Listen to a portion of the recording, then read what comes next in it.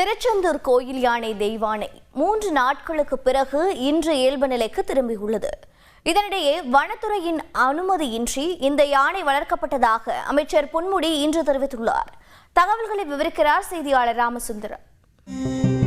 திருச்செந்தூர் சுப்பிரமணிய சுவாமி கோவில் யானை தெய்வானை கடந்த 18ஆம் தேதி தனது பாகன் உதயகுமார் மற்றும் அவரது உறவினர் சிசுபாலன் ஆகியோரை தாக்கியதில் இருவரும் உயிரிழந்த சம்பவம் பேரதிர்ச்சியை ஏற்படுத்தியது.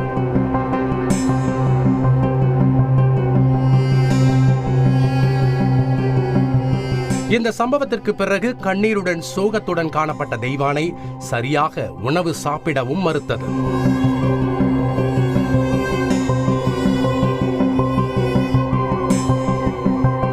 யானையின் உடல்நிலையை கால்நடை மற்றும் வனத்துறை அதிகாரிகள் தீவிரமாக கண்காணித்து வந்த சூழலில் 3 நாட்களுக்கு பிறகு தெய்வானை இன்று இயல்பு நிலைக்கு திரும்பியது.